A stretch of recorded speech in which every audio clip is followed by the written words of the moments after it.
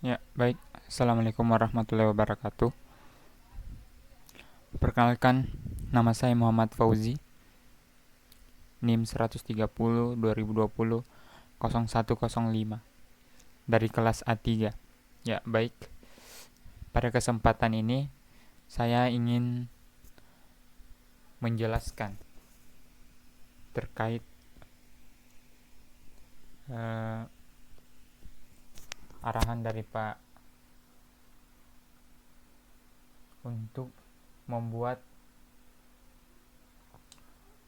ringkasan materi komputasi paralel dari materi 1 sampai 10 dengan video dokumentasi minimal 20 menit.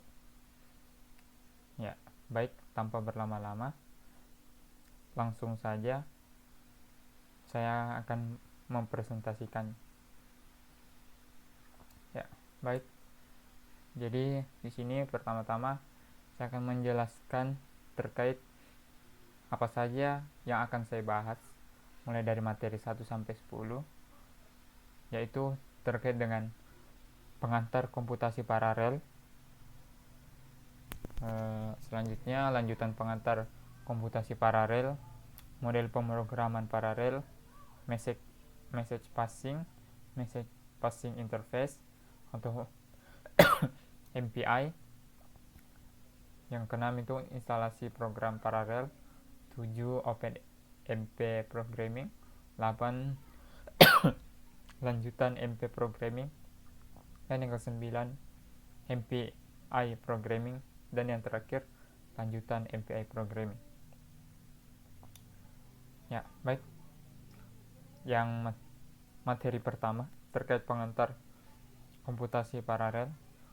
Jadi, komputasi paralel adalah salah satu teknik komputasi dalam pengolahan data dan eksekusi tugas yang melibatkan pemecahan tugas besar menjadi beberapa tugas kecil yang dapat dijalankan secara bersamaan atau paralel dengan tujuan meningkatkan kinerja dan efisiensi pemrosesan. Teknik komputasi ini memanfaatkan sumber daya komputer yang ada seperti CPU, memori, dan perangkat keras lainnya. Ya, selanjutnya saya akan memperlihatkan perbedaan komputasi paralel dan serial. Ya, baik. Jadi di bawah ini adalah gambaran cara eh, teknik komputasi, perbedaan antar komputasi paralel dalam menjalankan tugasnya. Dan ini adalah gambaran komputasi serial dalam menjalankan tugasnya. Kalau di paralel, masalahnya langsung bersama-samaan dilakukan instruksi. Berbeda halnya dengan serial. Kalau serial, dia secara berurutan atau bertahap satu-satu. Kalau di paralel, dia ini langsung simultan, langsung dia. Ya, baik. Selanjutnya, mengapa menggunakan komputasi paralel? Jadi, ada beberapa alasan kenapa menggunakan komputasi paralel. Ya, salah satu alasannya yaitu peningkatan kinerja. Dengan menjalankan tugas-tugas secara bersamaan, waktu yang dibutuhkan untuk menyelesaikan tugas dapat berkurang drastis. Yang selanjutnya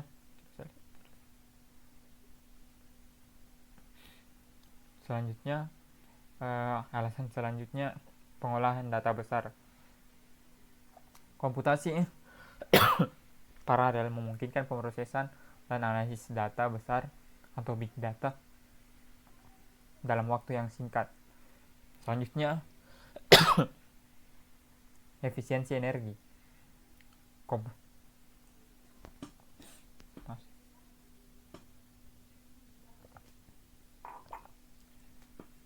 Komputasi paralel dapat menghasilkan efisiensi energi dengan mengoptimalkan penggunaan sumber daya. Dan yang terakhir itu kelebihan dari komputasi paralel, penyelesaian tugas yang rumit dapat memungkinkan untuk dikerjakan dalam waktu yang singkat. Selanjutnya, kapan menggunakan komputasi paralel? Itu ada dua. Yang pertama, ketika ada simulasi atau perhitungan yang kompleks. Yang kedua, pengolahan data yang besar dan bertumbuh atau big data. Nah, ini adalah kedua kode dari Python. Ini adalah yang dikira adalah kode program serial dan yang di kanan adalah kode program paralel. Selanjutnya saya masuk ke materi 2 terkait tentang lanjutan pengantar komputasi paralel. Jadi paralel terminologi atau sistem kerja CPU dan ukuran kinerja. Jadi ada beberapa terminologi paralel atau peristilahan paralel yang kita harus ketahui. Yang pertama, teks atau tugas. Tugas biasanya merupakan program atau set instruksi seperti program yang dijalankan oleh prosesor. Selanjutnya, komunikasi. Tugas paralel biasanya perlu bertukar data. Ada beberapa cara yang dapat dicapai seperti melalui bus memori atau melalui jaringan. Selanjutnya, konkurensi. Konkurensi adalah kemampuan untuk mengelola beberapa tugas secara bersamaan, terlepas dari apakah tugas tersebut benar-benar berjalan secara paralel. Yang selanjutnya, peristilahan selanjutnya yaitu thread. Thread adalah unit terkecil dari pemrosesan yang dapat dijadwalkan oleh sistem operasi. Selanjutnya, proses. Proses adalah program yang berjalan secara independen di dalam sistem komputer. Selanjutnya, peristilahan selanjutnya itu shared memory atau memori bersamaan. Jadi mohon maaf, pada kesempatan hari ini saya kurang fit. Jadi saya terkendala dalam berbicara karena saya sedang sakit pada hari ini. Jadi mohon maaf Pak apabila dalam presentasi ini saya kurang jelas dalam menyampaikan. Ya, oke. Selanjutnya, ini adalah beberapa model pemrograman. Shared memory adalah model pemrograman paralel di mana beberapa proses atau thread dapat berbagi ruang memori yang sama. Selanjutnya, distribusi computing atau komputasi terdistribusi. Ini adalah bentuk komputasi paralel di mana tugas-tugas dieksekusi di sejumlah besar komputer terhubung dalam jaringan. Selanjutnya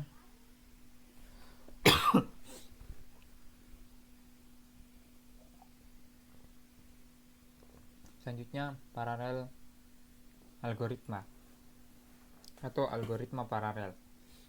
Ini adalah algoritma yang dirancang khusus untuk dieksekusi secara paralel, meningkatkan kinerja suatu tugas dibandingkan dengan pemrosesan serial. Selanjutnya, speed up atau peningkatan speed up.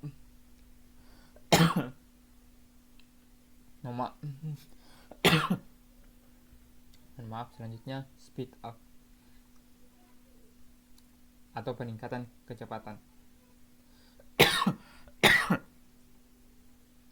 Peningkatan kecepatan adalah ukuran sejauh mana pemrosesan paralel meningkatkan kinerja suatu tugas dibandingkan dengan pemrosesan serial. Selanjutnya scalability atau skalabilitas. Skalabilitas mengukur sejauh mana sistem paralel dapat meningkatkan kinerjanya dengan menambahkan lebih banyak prosesor atau sumber daya paralel. Nah, ini adalah gambaran arsitektur CPU. Ada control unit, aritmatika atau logic unit, dan yang terakhir register. Ya, fungsi-fungsi dari control unit yaitu bertanggung jawab untuk mengontrol operasi seluruh CPU dan koordinasi eksekusi instruksi dalam program. Tugasnya yaitu unit kontrol mengambil instruksi dari memori, mengurai instruksi tersebut, dan memerintahkan komponen-komponen lain dalam CPU untuk melaksanakan instruksi tersebut. Ini juga mengatur aliran instruksi, menjaga urutan eksekusi yang benar, dan mengendalikan aliran data. Ya, ukuran kinerja komputasi paralel. Ya, untuk ukuran kinerja aplikasi paralel dapat dinilai dari kinerja aplikasi paralel dengan membandingkan waktu pelaksanaan dengan unit pemrosesan. Selanjutnya speed up atau mengukur seberapa cepat tugas dapat selesai dalam model paralel dibandingkan dengan mode serial. Kecepatan dihitung dengan rumusnya ada di bawah ini. Speed up sama dengan waktu pemrosesan serial dibagi waktu pemrosesan paralel. Ya, selanjutnya materi 3 terkait dengan desain dasar. Ya, memori digunakan untuk menyimpan instruksi program dan data informasi yang akan digunakan oleh program. Unit pemrosesan pusat atau CPU mendapatkan instruksi dan data dari memori, mendekode instruksi, dan kemudian menjalankannya secara berurutan. Ini adalah gambaran. Selanjutnya, model pemrograman paralel itu ada dua. Yang pertama proses interaction, dan yang kedua problem decomposition. Proses interaction mengacu pada interaksi atau komunikasinya antara proses atau tugas yang berjalan secara paralel atau bersamaan dalam sebuah program. Shared memory atau memori bersamaan, message passing atau pertukaran pesan. Yang selanjutnya, problem decomposition adalah proses memecah masalah besar menjadi sub masalah yang lebih kecil yang dapat dipecahkan secara independen atau paralel. Decomposition juga terbagi dua, decomposition by task atau pemecahan masalah berdasarkan tugas, dan decomposition by data atau pemecahan berdasarkan data. Selanjutnya, shared memory adalah salah satu model pemrograman paralel di mana beberapa proses atau tugas dapat mengakses dan memanipulasi memori yang sama secara bersamaan dengan tujuan menyediakan komunikasi di antara mereka untuk menghindari salinan yang berlebihan. Adapun keuntungan dan kerugian shared memory, yaitu keuntungannya yang pertama, global address space memberikan perspektif pemrograman yang mudah digunakan ke memori. Selanjutnya, data sharing antara task lebih cepat dan seragam karena kedekatan memori dengan CPU. Lalu ada pula kerugiannya. Yang pertama, kerugian utamanya adalah kurangnya skalabilitas antara memori dan CPU. Menambahkan lebih banyak CPU secara geometris dapat meningkatkan lalu lintas pada jalur CPU atau shared memory, dan untuk sistem cache yang koheren atau yang berkaitan secara geometris meningkatkan lalu lintas yang terkait dengan cache atau manajemen memori. Selanjutnya, distribute memory. Dalam konteks komputasi terdistribusi, ini berarti bahwa sistem komputer terdiri dari beberapa unit pemrosesan yang saling terhubung, dan setiap unit tersebut memiliki akses terbatas terhadap sebagian dari memori sistem. Adapun keuntungan dan kerugian dari distribusi memori, itu keuntungannya adalah memori dapat diskalakan dengan jumlah prosesor, meningkatkan jumlah prosesor, dan ukuran memori meningkat secara proporsional. Selanjutnya, keuntungan selanjutnya, efektivitas biaya. Dapat menggunakan prosesor dan jaringan komoditas off the shelf. Kerugiannya yaitu ada dua juga. Yang pertama, programmer bertanggung jawab atas banyaknya rincian yang terkait dengan komunikasi data antara prosesor, dan selanjutnya mungkin sulit untuk memetakan struktur data yang ada berdasarkan memori global ke memori organization ini. Nah, selanjutnya materi 4, message passing. Message passing adalah merupakan teknik bagaimana mengatur suatu alur komunikasi messaging terhadap proses pada sistem dalam pemrosesan paralel yang berjalan secara independen. Cara berkomunikasi dengan mengirim pesan satu sama lain. Paradigma ini umumnya digunakan dalam lingkungan unit pemrosesan terisolasi, di mana memiliki memori sendiri dan tidak memiliki akses langsung ke memori yang dimiliki oleh unit pemrosesan lain. Selanjutnya, metode message passing ada dua, terbagi dua. Yang pertama, synchronous message passing, selanjutnya asynchronous message passing. Kalau synchronous message passing yaitu pengirim menunggu untuk mengirim pesan sampai menerima siap untuk menerima pesan. Oleh karena itu tidak terjadi buffering di sini. Buffering itu seperti loading. Selain itu, pengirim tidak bisa mengirim pesan untuk dirinya sendiri. Sedangkan asynchronous message passing, pengirim akan mengirim pesan kapanpun dia mau. Pengirim tidak peduli ketika penerima belum siap untuk menerima pesan. Oleh karena itu, di sini terdapat buffering atau loading untuk menampung pesan sementara sampai penerima pesan menerima pesan. Selain itu, pengirim juga dapat pesan untuk dirinya sendiri, bisa mengirimkan pesan untuk dirinya sendiri. Ya, kegunaan message passing yaitu set memori pada multi prosesor, yang selanjutnya shared memory pada unit prosesor, selanjutnya sistem terdistribusi.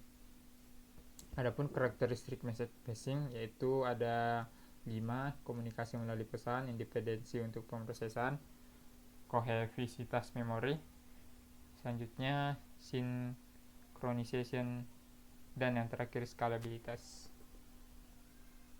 Ya, materi 5 terkait message passing interface. Contoh implementasi model pemrograman paralel ini bisa dilihat dari paradigma message passing meliputi 2. Yang pertama, message passing interface atau MPI. Ya, MPI juga bisa kita definisikan sebagai standar industri yang banyak digunakan untuk pemrograman paralel berbasis pesan. Ada pula implementasi model pemrograman yang kedua itu seperti Parallel Virtual Machine atau PVM, singkatannya adalah kerangka kerja pemrograman paralel yang mendukung berbagai jenis sistem. Karakteristik MPI, adapun karakteristik MPI yaitu di sini ada 4 ya. Pertama, komunikasi antara prosesor, standar industri, pesan, dan operasi sinkronisasi. Komunikasi antara prosesor, MPI memungkinkan komunikasi antara unit pemrosesan, biasanya disebut sebagai proses atau tes. Selanjutnya, standar industri. MPI adalah standar industri yang banyak digunakan untuk pemrograman paralel. Standar ini telah diterapkan dalam berbagai bahasa pemrograman seperti C, C++, Fortran, dan Python. Ya, selanjutnya pesan. MPI berfokus pada komunikasi melalui pesan. Proses-proses mengirim dan menerima pesan untuk berbagai data dan informasi. Pesan-pesan ini memiliki alamat pengirim, alamat penerima, dan isi pesan. Ya, selanjutnya yang terakhir karakteristiknya yaitu operasi sinkronisasi. Jadi MPI menyediakan berbagai operasi sinkronisasi yang memungkinkan proses untuk mengatur urutan eksekusi dan berkoordinasi. Ini juga mencakup operasi seperti send dan receive serta operasi sinkronisasi kolektif seperti barrier. Selanjutnya MPI communication. MPI communication terbagi atas 4, yaitu MPI mendukung grup komunikasi. Selanjutnya semua proses yang berpartisipasi dalam komunikasi harus menjadi anggota kelompok. Selanjutnya dalam MPI kelompok diidentifikasi oleh communicator yang disebut MPI _com_world. Jadi secara default hanya ada satu grup yang dibuat. Selanjutnya dapat dibagi menjadi beberapa grup atau digabungkan menjadi satu grup dengan menggunakan fungsi yang sesuai. Selanjutnya struktur MPI program itu terbagi atas 5 juga, yaitu include MPI headers files, variable declaration, instalasi di MPI environment, dan do computation and MPI communication, dan yang terakhir close MPI environment. Nah, terus selanjutnya adapun tipe data MPI, yaitu bisa kita lihat di sini teman-teman. Ya. Selanjutnya saya akan lanjut ke materi 6 terkait instalasi tools pemrograman paralel. Ya, instalasi compiler yang mendukung MPI sebenarnya ini sudah dijadikan tugas ya oleh Pak, dan kita semua sudah kerjakan, dan Pak Ardiansa Eskom juga sudah mengarahkan kepada seluruh mahasiswa untuk mengerjakan langkah-langkah ini, karena di materi 7 atau 9 kita sudah mempraktekkan bagaimana komputasi paralel itu dapat dieksekusi. Kalau tidak salah di materi 6 ini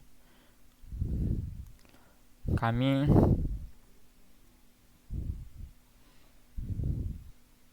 sudah mempraktekkan ya bagaimana instalasinya, prosesnya. Seperti pada materi ini semua tahapnya sebenarnya sudah kita jalankan, dan ini adalah bukti bahwa saya sudah menjalankan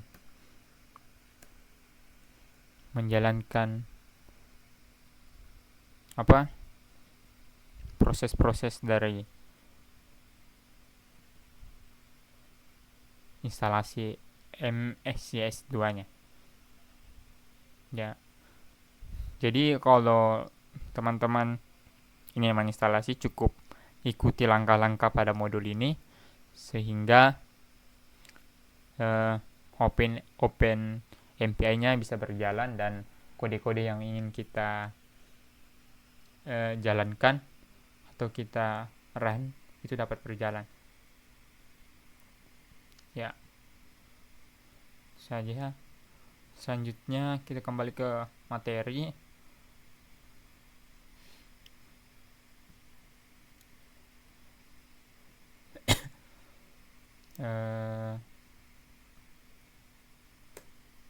OpenMP Programming ke materi 7. Jadi OpenMP Programming adalah OpenMP yang standarnya yang digunakan programan paralel multithreading pada arsitektur set memory. Selanjutnya pada compiler GCC tidak perlu instalasi tambahan, programmer cukup menambahkan direktif OMP pada pragma. Selanjutnya, memparalelkan program. Kompilasi program menggunakan GCC kurang open up, dan ini sebenarnya juga sudah kami implementasikan karena Pak Ardiansa sudah memberikan tugas kepada setiap mahasiswa. Selanjutnya, critical section atau bagian dari critical untuk mengontrol akses bersama ke sumber daya bersifat bersamaan atau search resource, sehingga mencegah thread mengakses bagian kode secara bersamaan.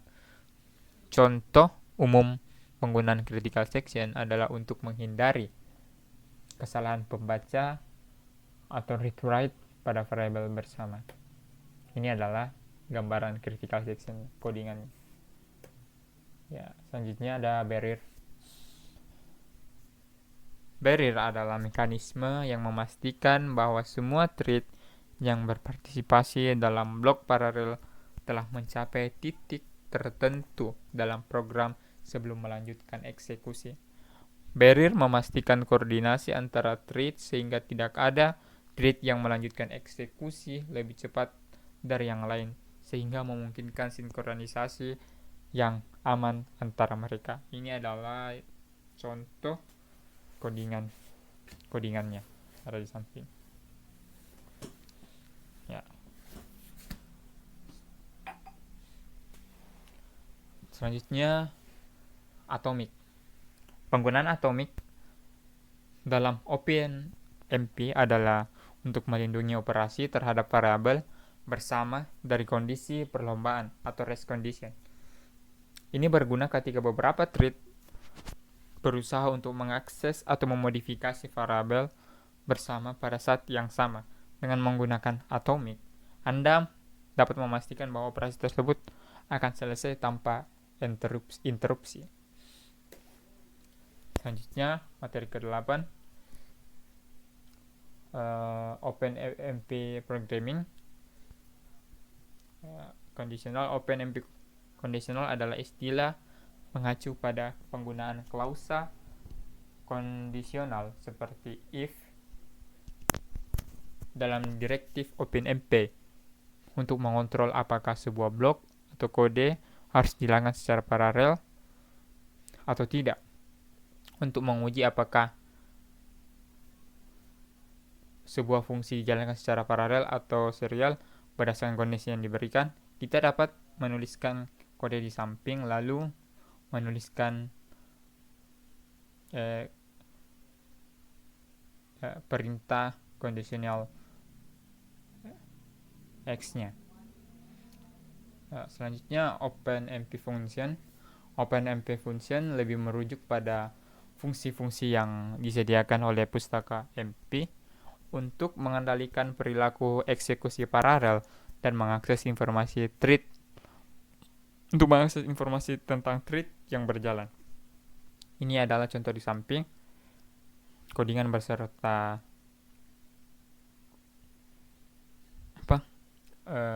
cara menjalankan codingan tersebut, instruksi-instruksinya. Selanjutnya, reduction. OpenMP reduction adalah konsep yang digunakan untuk mengagregasi hasil dari operasi yang dilakukan oleh banyak thread ke dalam suatu hasil akhir. Digunakan ketika beberapa thread melakukan operasi yang bersifat komutatif dan asosiatif pada data yang berbeda. Contoh operasi yang dapat dimasukkan dalam reduction termasuk penjumlahan, perkalian, dan operasi logika dan sebagainya. Ini adalah contoh di sampingnya. Selanjutnya, for. Ini for juga biasa digunakan untuk mengindikasikan kepada kompilator bahwa suatu loop for dapat dieksekusi secara paralel oleh beberapa thread.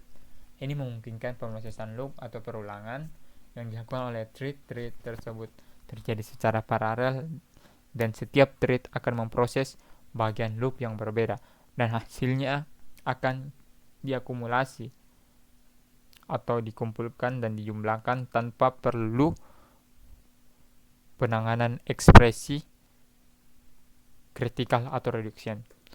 Selanjutnya saya akan membahas tentang OpenMP Master. OpenMP Master adalah digunakan untuk mengontrol jalannya kode paralel. Direktif master digunakan untuk menandai blok kode yang hanya akan dieksekusi oleh thread master. Biasanya thread dengan ID 0 dan diabaikan oleh thread lainnya. Ini berguna ketika Anda memiliki bagian kode yang hanya perlu dieksekusi sekali oleh thread master, seperti inisialisasi atau pengolahan hasil akhir. Lalu selanjutnya OpenMP Master untuk pragma OMP single adalah direktif OpenMP yang digunakan untuk mengendalikan bagian kode yang hanya dieksekusi oleh satu thread tunggal dalam sebuah tim thread yang hanya dengan master, tetapi perbedaan utama antara master adalah single memungkinkan thread apapun dapat melakukannya. Selanjutnya materi ke-9 saya akan membahas tentang praktikum pemrosesan paralel. Jadi di OpenMP di materi ini sebenarnya kita disuruh oleh Pak Ardiansa Iskom Mkom untuk mengerjakan tugas praktikum pemrosesan paralel yang sebenarnya kalau tidak salah tugasnya yang ini kok.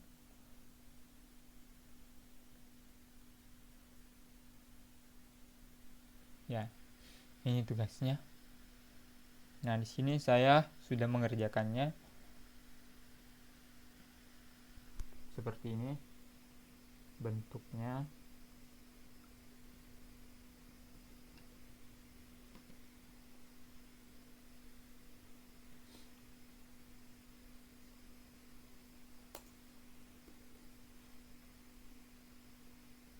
Ya, jadi setiap mahasiswa mengerjakan latihan modul praktikum OpenMP dari latihan 1 sampai 6. Jadi yang dikerjakan itu yang ada tulisan latihannya seperti ini, latihan 2. Ini lagi ya, latihan 1 ya. Ini latihan 1. Ini saya sudah kerjakan. Latihan 2. Latihan 3 juga. Ini latihan 3. Dan sampai latihan 6.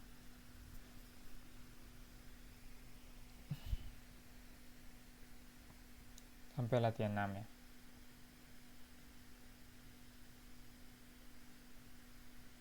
Ini sampai latihan 6. Dan saya juga sudah mengerjakan sesuai dengan tahap-tahap yang ada di modul.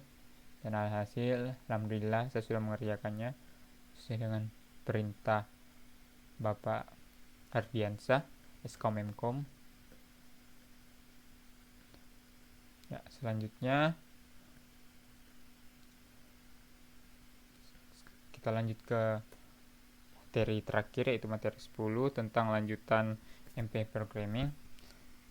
Ada tipe collective functionnya terbagi atas 3, yaitu pertama, MPI memiliki komunikator default yang disebut MPI_com_word yang berisi semua proses yang tersedia. Komunikasi kolektif melibatkan komunikasi data menggunakan semua proses di dalam komunikator tertentu. Ketika panggilan kolektif dijalankan, itu harus dipanggil oleh semua proses di dalam komunikator. Komunikasi kolektif dan komunikasi point to point dijalankan secara independen. Mereka tidak akan saling mengganggu. Dalam komunikasi kolektif, tag tidak digunakan. Point to point yaitu komunikasi satu ke satu dapat memblokir atau tidak memblokir, tetapi semua komunikasi kolektif menghalangi. Selanjutnya, berdasarkan jumlah sender atau receiver, fungsi komunikasi kolektif diklasifikasikan menjadi 3 bagian. Pertama, one to one to money to one, dan money to money. Selanjutnya, fungsi komunikasi kolektif operasional diklasifikasikan sebagai ada 3 bagian. Pertama, barrier synchronization atau memblokir hingga semua proses mencapai titik sinkronisasi. Selanjutnya, data movement atau transmisi data melalui komunikator MPI base atau MPI scatter, MPI getter, MPI underscore all-to-all. Sajian terakhir, collective operation atau suatu proses dari komunikator mengumpulkan data dari semua proses dan melakukan operasi pada data tersebut untuk menghitung hasil MPI reduction. Selanjutnya, kita akan menjelaskan tentang one-to-many communication. Jadi, ini adalah code di atas yang warna merah. Code-nya. Selanjutnya, input parameternya ada buffer count lagi, dan data type, root, dan yang terakhir com. Dan ini adalah gambar dari MPI base. Selanjutnya, one to many communication. Ini adalah code-nya. Input parameternya adalah send buff, send count, send type, res count, res type, root, com, dan output parameternya itu res buff atau address of receive buffer choice. Ini adalah gambarnya. Dan selanjutnya, one to many communication atau MPI underscore getter. Fungsi ini mengumpulkan data dari banyak sender dalam komunikator. Di sini, suatu proses yang disebut sebagai root akan bertindak sebagai receiver dan proses lainnya akan bertindak sebagai sender. MPI reduce. Fungsi ini mengumpulkan data dari banyak sender dalam komunikator.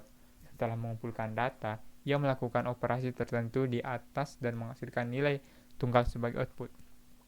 Di sini, satu proses yang disebut sebagai root akan bertindak sebagai receiver dan proses lainnya akan bertindak sebagai sender. Selanjutnya, many to one communication atau MPI getter. Ini adalah kodenya. Input parameternya ada send buff, send count, send type, res count, res type, root, com, dan output parameternya res buff. Ini adalah gambarnya di samping. Ya, baik. Itulah tadi hasil presentasi tugas final saya.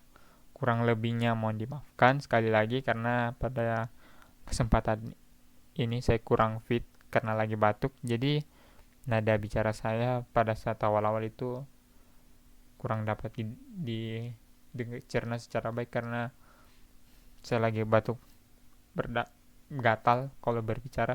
Jadi mohon kebijaksanaannya, pemaklumannya atas kekurangan saya, presentasi saya pada hari ini.